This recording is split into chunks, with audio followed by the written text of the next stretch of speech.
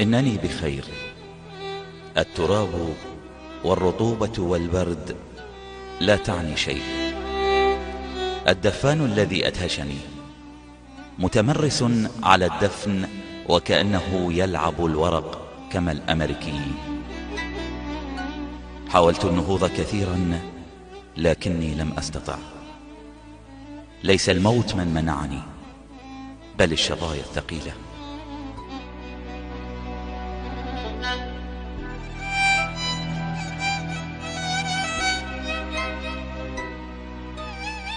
الموت شيء رهيب، فأنت تشعر بأناقتك وتصفيف شعرك رغم أنك ميت. روحي لا تزال تتنفس، شعري ما زال أسود اللون ويلمع حتى في قبري.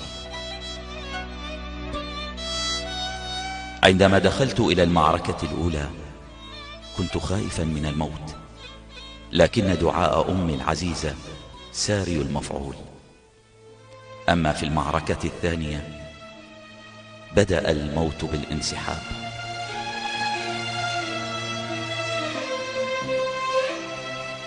الكثير من الأموات يجعلون الموت أمرا سهلا كإشعال سيجارة. لم أتصور الموت بهذه السهولة والجمال. سرير أبيض وكبير وأوراق بيضاء وقلم. أنا حزين فقط لأني لا أستطيع بعد اليوم أن أضغط لكم إعجابي على تعليقاتكم، وحزين أكثر لأن أمي لن تنام هذه الليلة. ربما ستبرد كثيرا إذا سمعت من بعض الميتين أن البرد هذا العام جاء سريعا وقارصا بعض الشيء. أمي، أمي، أعرف أن كلمة بطل لن تجفف دمعة أزلية باقية على خدك، لكن صدقيني أنا الآن هادئ كحمامة، وملك الموت كان مهذبا بطريقة رائعة معي. ربما كان شاعرا، كان مبتسما، ملابسه حديثة ونظيفة. قال لي: هل نذهب؟ فوافقت. سرت معه إلى حيث سأرتاح كثيرا.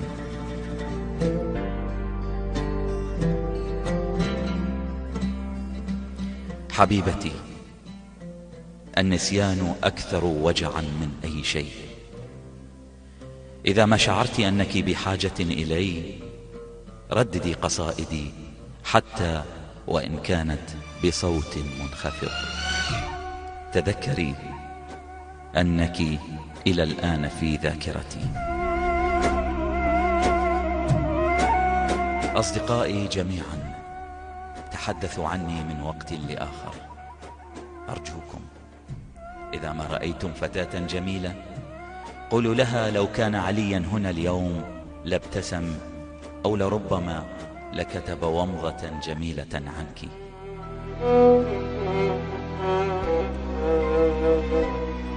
إذا ما شربتم الشاي الذي أحبه فاطلبوا واحدا آخرا لي وضعوه على الطاولة.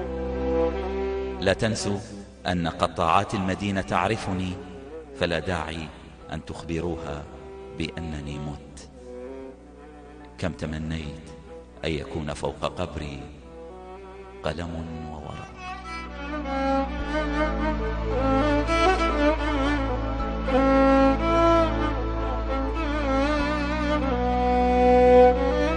أن يكون فوق قبري قلم